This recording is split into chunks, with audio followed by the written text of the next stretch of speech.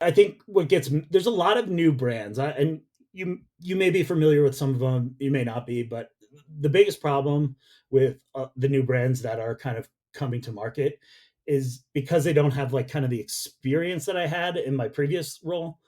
They don't necessarily know all the safety things that they need to have done for their company and qualifications and certifications.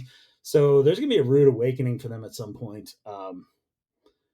With the USDA and things like that. Like you really can't produce a meal in a non USDA certified facility and sell it to anyone.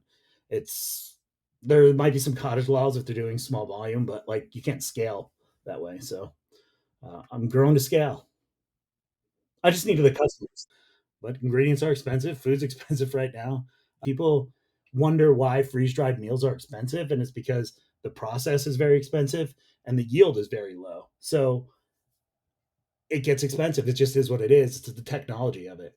You don't have to worry about Prop 65 in California and the lawyers that are coming after brands like mine suing them. Like I'm going to have to put a label on the back of my food just to protect myself that says uh, that my food um, has ingredients that cause birth defects and cancer known in the state of California.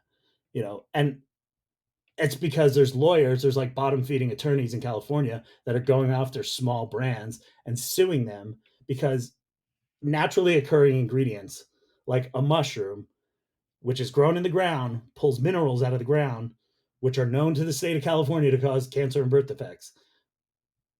And it's like 100,000 or like 1 millionth of a percent of what would actually be deemed harmful is the amount that would be in a meal. Like it's almost non-existent, but it's an old law. I think it's like 1980s.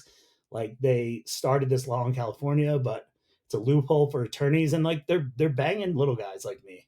So I'm gonna put it there. I'm gonna protect myself. I'm gonna have some questions that need to be answered, but I want to sell to the state of California. So it's a pretty large economy, in case you haven't heard.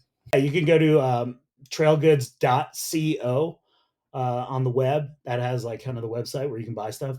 But then on social, on Instagram and TikTok, it's just Trail Goods Company.